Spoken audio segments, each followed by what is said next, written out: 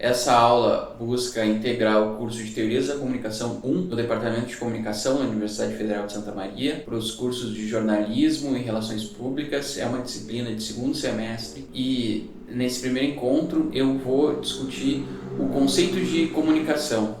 A comunicação é um processo social primário que preexiste à ciência da comunicação. Então, a comunicação existe desde antes da comunicação de massas, pensando que os estudos de comunicação, que geralmente integram relações públicas, audiovisual, jornalismo, marketing, eles emergem num mundo moderno, num contexto já moderno, marcado pela comunicação de massas, jornal, rádio, televisão, cinema. Então, a comunicação é um processo que existe desde antes e comparece em escritos e no pensamento de outras disciplinas que não a comunicação. Quando a comunicação surge como disciplina, a comunicação já é um tema da sociologia, da psicologia, lá de Aristóteles com a retórica, nós poderíamos dizer.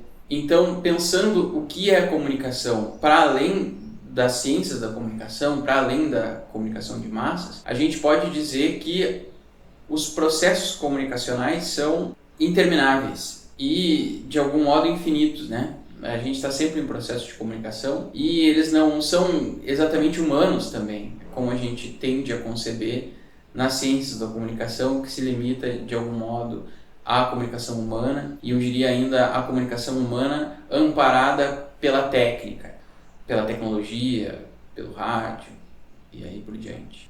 A princípio, a comunicação não deve se confundir com a sinalização ou a mera informação. Essa distinção evidente precisa ser reperguntada a cada teoria que nós analisamos. Nessa disciplina de teorias da comunicação, como a gente vê várias teorias, a gente vai perceber que as abordagens sobre o que é comunicação também diferem de teoria para teoria.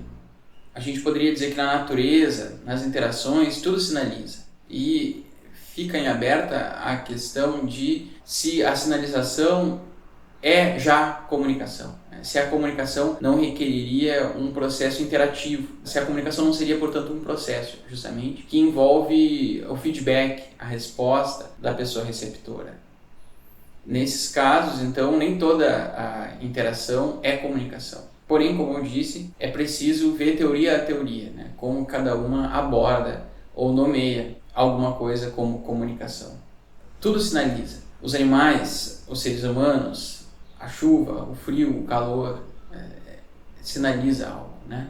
Simboliza algo, significa algo. E pensar se isso é comunicação ou não, portanto, já é uma primeira grande questão, né? É uma questão que complica o que é a comunicação. E essa complicação não é uma fraqueza do campo, mas justamente eu penso enriquece o campo. Na biologia também, o que é vida e o que não é vida é uma questão aberta, né? E que gera polêmica entre os cientistas. Na sociologia também, qual é o objeto da sociologia de fato, né? Há diferentes concepções entre Durkheim e Weber, por exemplo, para falar só dos clássicos, né? Para não falar dos contemporâneos. Então, eu diria, essa dificuldade de conceituação, ela não desfaz o campo da comunicação, né? Assim como não desfaz o campo da biologia, assim como não desfaz o campo da sociologia. Ela é uma característica do campo. E ela não significa exatamente uma falta de precisão epistemológica, né? Uma falta de rigor no trabalho de nomeação das coisas,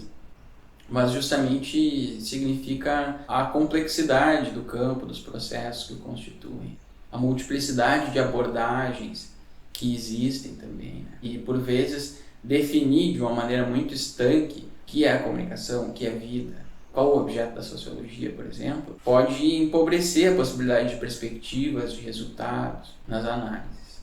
Na fisiologia, por exemplo, existe comunicação, né, entre diferentes órgãos de um corpo. Então, digo isso para a gente pensar que a comunicação, primeiro, não se dá só entre seres humanos e também não se dá só entre os seres que a gente chama de vivos, mas a comunicação se dá também mesmo nas máquinas, né? Que não são orgânicas, etc. É importante colocar essas questões iniciais para que a gente possa ampliar mesmo o que podemos entender por comunicação, para além da comunicação que é efetivada pelos meios de comunicação, que são propriamente o objeto das ciências da comunicação. Então, as ciências da comunicação, eu diria, pelo menos na sua tradição das Mass Communication Research, que surgiram lá nos Estados Unidos, né, para estudar a comunicação de massas, elas estudam um tipo de comunicação.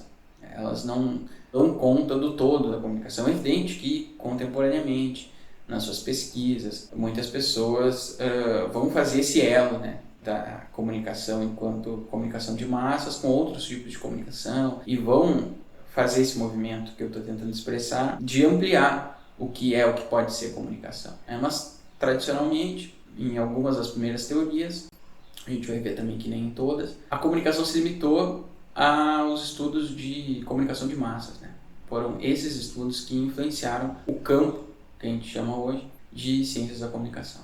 Quando eu estava ministrando essa aula pessoalmente, um tucano pousou em um galho na frente da janela da aula e ficou bem visível, um tucano pequeno, mas muito bonito, mas ao mesmo tempo a presença daquele tucano é altamente elucidativa, justamente disso que eu estava tentando explicar naquele momento, né? Que é o que constitui um ato comunicacional. O tucano chegar ali na janela e ver aquelas 20 e tantas pessoas ali sentadas, ele está só chegando ali ou ele está fazendo um ato comunicacional? Essa é uma questão aberta. Ou seja, há uma intenção de comunicar nesse animal ali, ele estava tentando expressar algo, né?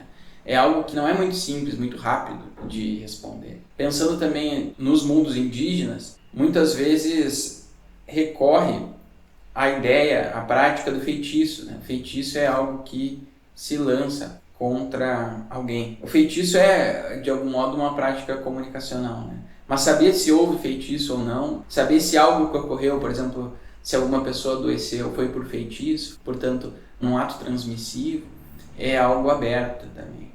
Se um gato vem, e meu gato vem e se deita aqui na mesa, é também uma questão aberta se ali há um ato comunicacional, se ele está deitando para que eu veja ele, para que eu faça carinho nele, ou se ele está só deitando.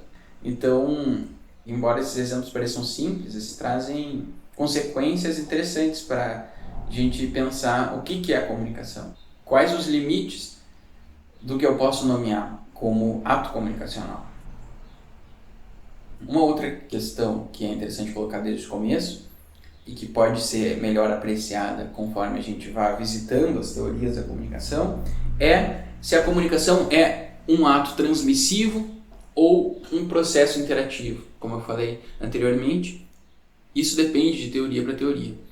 Mas, por exemplo, eu enviar um SMS que não pode ser respondido é comunicação ou não? Tem diferentes paradigmas em jogo no campo da comunicação para responder essa pergunta.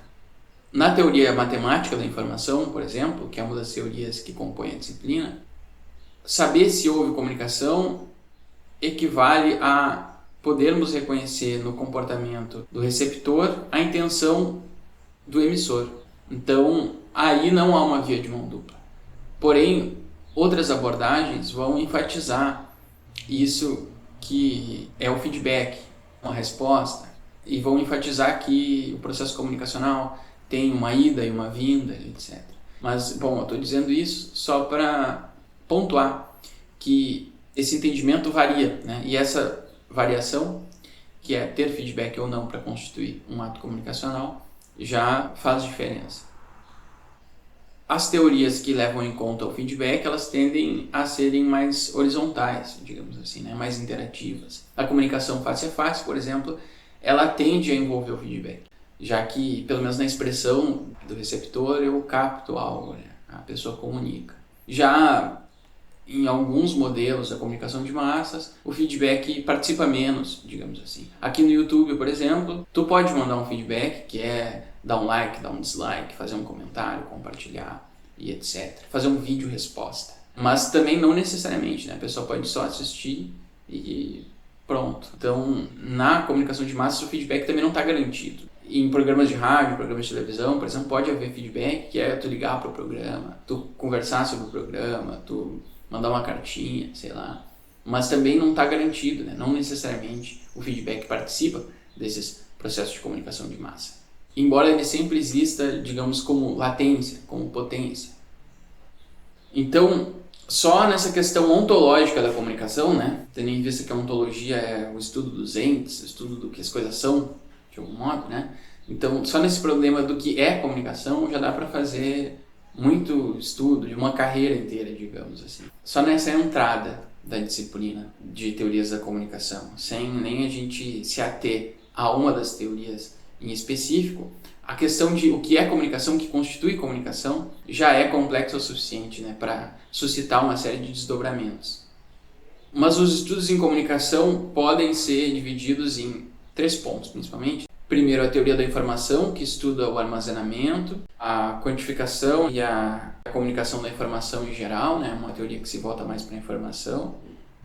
Os estudos em comunicação, que dizem respeito à comunicação humana, amparada pela técnica, que é, como eu falei, estudos de publicidade, audiovisual, jornalismo, relações públicas, e é onde a gente se situa. E um terceiro ponto, de uma biosemiótica, né? Que examina a comunicação entre os organismos vivos em geral e extrapola, portanto, a comunicação como concebida no que a gente chama de ciências da comunicação, comunicação social. Nós, da comunicação social, estamos, segundo a CAPES, na área das ciências sociais aplicadas, né? Isso explica, de algum modo, por que, né, que a comunicação social se volta para essa comunicação que é, sobretudo, humana. Bom, já dá para entender um pouco a partir dessa abordagem inicial que a comunicação é um conceito polissêmico, com múltiplos significados, com múltiplas aplicações, que em um primeiro momento, comunicação se referiu às estradas, né, que ligavam diferentes lugares, aos meios de transporte. Depois foi entendida como propaganda, principalmente no começo dos estudos de comunicação de massa.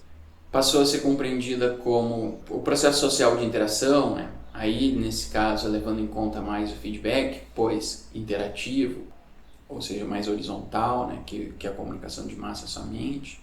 E pode ser concebida também como uma positividade formada pelas práticas, né, discursos e ideias que estão instituídas por meio de uma veiculação social das mensagens das tecnologias de comunicação. Quando pensando na conceituação da comunicação, muitas vezes ocorre de se afirmar que a comunicação feita pelos estudos da comunicação era transmissiva e foi se expandindo, né, para algo interacional, para algo da ordem das positividades, como eu falei. Isso é parcialmente verdade, parcialmente não, porque ao mesmo tempo em que é verdade que no começo das Mass Communication Research a comunicação foi concebida como transmissiva, também contemporaneamente a esse contexto de pesquisa, que compreende da década de 20 à década de 40, ocorreram outras perspectivas que não eram transmissivas, não eram puramente transmissivas, puramente lineares, que é o caso da escola de Palo Alto, com Gregory Bateson, é o caso do estruturalismo e das suas decorrências, e é o caso da escola de Chicago. Então, é importante ter em vista que, desde os primeiros momentos do pensamento sobre comunicação no século XX, não necessariamente, não apenas, houve um paradigma transmissivo do que é a comunicação. Então, essa afirmação evolucionista, né, de que a comunicação era concebida de uma maneira limitada e hoje é concebida de uma maneira mais sofisticada, tem algo da ordem do exagero, né? Porque havia abordagens sofisticadas, abordagens bastante circulares, sistêmicas, já no começo do século XX. E, portanto, é uma espécie de injustiça, né, afirmar que todos os estudos que se voltaram à comunicação foram lineares no começo. Embora, é evidente, os Mass Communication Research nos Estados Unidos, que foram lineares, tiveram uma influência forte, né, e marcaram um pouco o campo da comunicação, assentaram uma bandeirinha, delimitaram com muita precisão, justamente por ser um tipo de estudo linear transmissivo, que tende ao simples, que tende ao objetivo, ao pragmático. Ele se limita à comunicação de massas, né? Enquanto outras perspectivas, como a Escola de Chicago, ela excede o campo da comunicação porque é uma perspectiva sociológica que envolve a comunicação com a vida cotidiana, digamos assim, né? Com algo da sociabilidade. E o Gregory Bateson, na Escola de Palo Alto, também excede os estudos de comunicação de massas, justamente por entender que a comunicação se dá muito além do humano, muito além da técnica humana, pelo conceito de mente do Gregory Bateson, né, que relaciona a comunicação humana com uma comunicação que é muito mais ampla, né? A mente seria o todo, digamos assim, né? A mente não é, para Gregory Bateson, meramente a mente humana, mas é algo que rege a mente humana, afinal de contas, né? A mente que rege o ecossistema. Então é um pensamento mais sistêmico, né? Havia pensamentos sistêmicos que não eram lineares, né? Mas que, portanto, justamente por não serem lineares, por serem sistêmicos, por excederem os meios de comunicação de massa, eles não foram considerados, talvez assim, como os estudos canônicos iniciais, inaugurais das ciências da comunicação. É possível ainda voltar mais atrás no tempo e encontrar na psicologia pensamento sobre a comunicação, né? Na retórica de Aristóteles, como eu já falei. A retórica se volta justamente a como construir um discurso que venha a persuadir, enquanto o que a gente entende, pelo menos nos Mass Communication Research, como estudo de comunicação, é o estudo sobre os efeitos da mídia. Então, assim, não se trata exatamente do mesmo objeto da retórica, né? Embora sejam aspectos diferentes da comunicação, que podem ser complementares, de fato, né? São estudos que operam coisas diferentes. A retórica foi muito importante na Grécia Antiga e, como eu disse, se trata da arte de discursar e persuadir. E é um tema comunicacional, ao seu modo, né? Só difere dos Mass Communication Research e difere de algum modo assim do que a gente chama da tradição, da história, dos estudos de comunicação. Mas se fosse para fazer uma tradição ampla, uma história mais ampla, uma história indisciplinar, digamos assim, é um tipo de estudo que merece comparecer, né? A comunicação também aparece em muitos autores da sociologia, autores que não são da comunicação. Então eu sou um pouco cético com a ideia de que nos estudos da comunicação devemos nos ater às teorias que canonicamente são compreendidas como constitutivas da comunicação, porque há uma série de autores que são de outros campos, que têm contribuições muito significativas sobre o que é comunicação. Penso também no Mauro Almeida, antropólogo brasileiro, enfim. Mas como eu ia dizendo sobre a retórica do Aristóteles, a retórica ela parece se voltar mais para a construção da mensagem, enquanto as teorias da comunicação, pelo menos as teorias que a gente vê nessa disciplina, se voltam mais propriamente para os efeitos das mensagens ou para as condições de transmissão das mensagens. E esses foram os interesses principais das primeiras teorias que se assentaram no campo da comunicação de massas. Mesmo nas teorias da comunicação de massas, que surgiram nessa era do século XX, muitas contribuições foram pescadas em outras disciplinas, como a filosofia, sociologia, psicologia, mesmo na engenharia elétrica, né, para pensar os dispositivos, o funcionamento dos dispositivos, os modos de codificação, de transmissão das mensagens, etc. Então isso é importante de ter em vista nos estudos de comunicação, que é difícil, se não um esforço ingrato, tentar fazer uma arqueologia da comunicação que se encerre na comunicação, né? Porque a comunicação já surge tributária de outras disciplinas. Então, para fundar o campo da comunicação, se bebeu de outras fontes já. Uma questão que se debate até hoje é essa de uma epistemologia própria da comunicação, né? Alguns autores têm se dedicado a isso, sendo que epistemologia é, digamos, o conjunto de ferramentas e conceitos que se usa, né, dentro de um campo científico. Mas, na minha humilde avaliação, é um esforço, como eu já sinalizei, um pouco difícil, né? Se não improdutivo, de tentar cercar o conceito da comunicação, simplificar, digamos assim, ao produzir uma epistemologia única, própria, e sobretudo que despreze as contribuições de outros campos, né? Ou que encerre ainda o conceito de comunicação. Essa abertura conceitual mesmo da comunicação, do que ela pode significar, é enriquecedora do nosso campo. Eu recomendaria como leitura também, que é uma leitura que eu fiz e que me ajudou um pouco a organizar essa aula e as outras, o livro da Vera França sobre teorias da comunicação. Tem alguns outros livros aí no campo da comunicação que ajudam a dar essa conceituação do que é comunicação, apresentar as teorias e etc. Mas, voltando às questões contextuais, né, do surgimento dos estudos de comunicação, como eu falei, eles estão no século XX, porque houve uma espécie de pressão para realizar reflexões teóricas, estudos empíricos, práticos, com o advento acelerado das mídias, que passaram a reorganizar de algum modo a interação social. Então, se já existia sociologia e a sociologia já se interessava pelos modos de interação nas sociedades modernas, a sociologia também é uma ciência moderna, também nasce para pensar a modernidade. No contexto em que surgiram Marx, Weber, Durkheim, Simmel, Gabriel Tarde, por exemplo, que são os clássicos da sociologia, não havia a presença dos meios de comunicação de massa, pelo menos assim, não na maneira com que se experimentou no século XX. Portanto, a comunicação faz algo mais, embora as intersecções entre esses dois campos sejam claras, evidentes, possíveis. Mas, enfim, as reflexões no começo do século XX sobre a comunicação se voltaram a perguntar sobre a estrutura, a função e o sentido da comunicação nas sociedades. Cito a Vera França. 4 pesquisadores são apontados como pais fundadores da pesquisa em comunicação. São eles Paul Lazarsfeld, Harold Laswell, Kurt Lewin e Carl Hovland. O estudo de comunicação de massa estaria intimamente ligado a motivações de ordem política e econômica nesse primeiro contexto. Por um lado, a expansão da produção industrial e a necessidade de ampliar a venda de novos produtos, ou seja, de estimular a formação e ampliação dos mercados consumidores, mas também a ascensão dos Estados Unidos como grande potência imperialista atribuíram à comunicação naquele contexto um papel estratégico.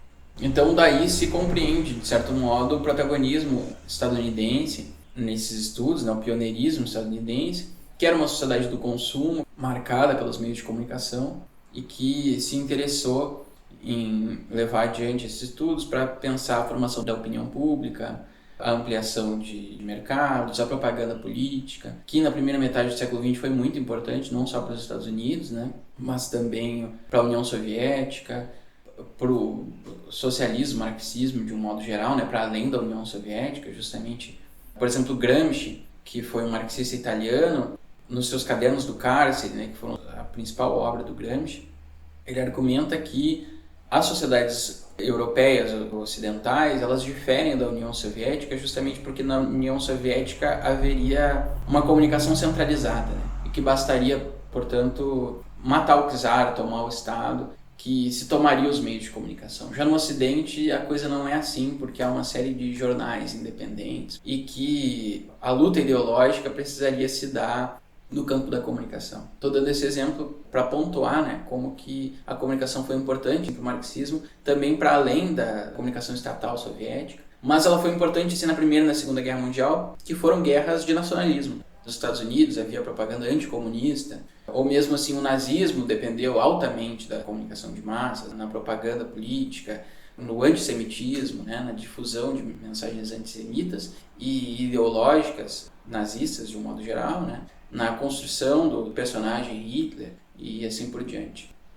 Nos Estados Unidos, aquela famosa imagem do "We want you to USA Army" também é um reflexo da importância da comunicação de massa para o nacionalismo na primeira metade do século XX. Eu estou dizendo isso porque hoje a gente pensa a comunicação de uma maneira muito mais fragmentada, muito mais voltada para públicos específicos, para nichos, enquanto naquele contexto de surgimento da pesquisa sobre comunicação de massa, a comunicação era de massa, então ela se voltava não para segmentos, para públicos específicos, mas para o todo. Havia esse interesse ou essa fé de que a comunicação eventualmente atingiria todas as pessoas, de modo igual ou quase igual, ou como fazer com que ela atinja a todos de modo igual ou quase igual. A comunicação, portanto, tinha a função de promover certa coesão social. Isso aparece numa série de teorias e mesmo nas expectativas fomentadas por essas teorias. Mas enfim, foi nos Estados Unidos que esses estudos se consolidaram efetivamente como ciência. Os primeiros estudos na América Latina sobre a comunicação se dão sob a influência dos estudos estadunidenses. Terem sido escritos em língua inglesa facilita a legibilidade global. Então aí já há um fator que facilita a celebridade dos autores estadunidenses. Tipos de comunicação. A palavra comunicação ela pode ser acoplada a várias outras que historicamente significam coisas diferentes. Indo do mais íntimo, a gente pode dizer que existe uma comunicação intrapessoal, né, que é a comunicação com as vozes da sua cabeça, digamos assim, que são sempre presentes, pelo menos na minha, não sei na de vocês. Espero que também. Ela se passa num plano articulado na psique do indivíduo, né? Psicologicamente no indivíduo. Podem ser mecanismos conscientes, como pensar, fazer planos, ou inconscientes, como o sonho. Mas ali já há algo da comunicação, né, que já expande o que se pode entender como comunicação em relação à ideia de comunicação de massa. Essa comunicação intrapessoal ela acontece também na decodificação das mensagens que chegam a nós, né? Quando eu falo algo, essa coisa vai chegar no teu ouvido e o teu cérebro precisa decodificar essas palavras, né? Ou mesmo algo mais abstrato, como a música. Há algo da ordem da decodificação, que é uma comunicação intrapessoal. Existe a interpessoal, ela pode ser falada ou escrita, verbal ou não verbal, portanto. Sobre a comunicação verbal, eu nem vou falar nada, né? É meio óbvio. E a comunicação não verbal não se restringe à comunicação humana no sentido de um aceno, de um abraço, digamos assim, mas ela pode incluir também a dança, a música, o teatro, a escultura, a dança das abelhas, né? A comunicação para além do humano. Existe algo que se chama comunicação social, que muitas vezes é o nome de cursos, né, de graduação, e ela se refere de algum modo ao que eu vim chamando de comunicação de massas, né? Comunicação social consiste em sistemas de transmissão de mensagens para um público vasto, disperso e heterogêneo. Essa designação abrange essencialmente os órgãos de informação de massas da imprensa, periódica, rádio, televisão, cinema. E tem por objetivo entreter, informar, persuadir, influenciar a opinião pública. A comunicação social se volta a um público geral, mas também pode ser direcionada a segmentos específicos. A comunicação social ela abrange ou pode abranger a comunicação visual, né, que são infográficos, gráficos, fotografia, pintura, outros tipos de expressão visual. Ela geralmente expressa mensagens sensíveis, sensoriais, não apenas, né? A comunicação audiovisual, que se refere à televisão, ao cinema, ao vídeo. Existe algo que se pode nomear comunicação pública, que são os processos de comunicação realizados pela sociedade civil organizada, Estado, governo, terceiro setor, que é focado no interesse público. Está associada, então, a órgãos públicos, governos, ONGs, instituições que têm como finalidade promover a transparência, incentivar a participação social, prestar contas, que é o que se chama accountability, e informar o cidadão sobre seus direitos, deveres e serviços disponíveis. Comunicação pública não é necessariamente ação estatal, ao passo que as suas ações não devem estar dissociadas das finalidades das instituições públicas, que são informar, ouvir as demandas, expectativas e assegurar a relação social e acompanhar as mudanças comportamentais e de organização social. A comunicação pública, portanto, pode se inserir na comunicação social. Exemplos de aplicabilidade da comunicação pública são informações sobre saúde pública, campanha de conscientização sobre vacinação, portal de transparência do governo, etc. Enquanto a comunicação social é mais abrangente e envolve o setor privado e o entretenimento, a comunicação pública é mais específica e se orienta ao bem-estar coletivo e à gestão democrática da informação. Existe algo que se pode nomear comunicação governamental, que é o modo do governo se fazer presente na vida da população. É um subcampo da comunicação pública, desde que sirva ao interesse coletivo e não ao interesse de grupos específicos, e que promova a transparência, prestação de contas ou a divulgação de informações sobre políticas e serviços públicos. Existe algo que a gente pode nomear comunicação organizacional, que considera organizações como um todo, né? Empresas, mas também ONGs, escolas, igrejas, partidos políticos, entre outros. São ações desenvolvidas por exterior ou não, como por exemplo o endomarketing, é comunicação organizacional, endo para dentro, então marketing para dentro. Se volta aos clientes internos, né, o endomarketing no caso, que são chamados colaboradores ou empregados. O endomarketing, que se insere na comunicação organizacional, pode se usar de rádio para dentro da fábrica, de cartaz em mural de fábrica, de vídeos institucionais para empregados, de vídeos de treinamento, entre outras técnicas. A comunicação organizacional, então, se volta a estabelecer uma comunicação eficaz entre todos os públicos, sejam internos ou externos, a melhorar o clima organizacional e a produtividade, a promover a coesão entre cultura organizacional, identidade e imagem empresarial.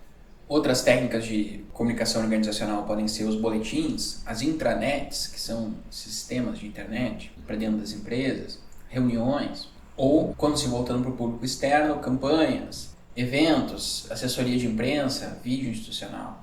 Quando tratando da relação entre organizações e comunicação, é importante também que a comunicação, num sentido amplo, ela faz parte das funções administrativas das organizações e mesmo no chão de fábrica, né? Quem está lá na ponta do trabalho, quem realiza, quem põe a mão de fato, né? Ali também é inevitável que vá haver, de algum modo, comunicação permeando essa parte do trabalho.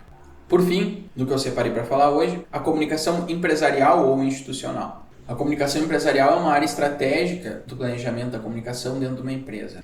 Já a comunicação institucional abrange organizações públicas e culturais, que não são necessariamente empresas privadas. Em qualquer caso, se refere às práticas de comunicação de uma empresa ou instituição para criar uma imagem positiva e manter boas relações com seus públicos, com clientes, colaboradores, parceiros, investidores e a sociedade em geral. Se volta de algum modo para a imagem e reputação da empresa ou instituição, ou para a divulgação dos seus produtos, serviços e valores, né? Pode englobar o gerenciamento de crise de imagem, estabelecer conexões com o mercado e também se voltar a atrair e reter novos clientes e investidores. Pode se dar através de campanhas publicitárias, assessoria de imprensa, marketing institucional ou ações de responsabilidade social corporativa, branding e comunicação com os stakeholders, que são as partes interessadas. A comunicação empresarial institucional, que é esse último tipo que eu estou mencionando, pode ser vista como parte da comunicação organizacional. Mas a comunicação organizacional inclui todos os processos comunicativos de uma empresa, de uma organização. A comunicação organizacional é mais ampla e estratégica. Por hora é isso. Então, comentei de algum modo sobre conceito de comunicação, a história do conceito de comunicação, fiz asserções gerais sobre teorias da comunicação e tipos de comunicação. Restaria ainda entrar em cada teoria específica e perceber, né, como que ela lida com o conceito de comunicação, que consequências ela extrai disso, que tipos de pesquisa são oriundos de cada teoria, em que contexto elas emergem, que tipo de problema elas querem responder.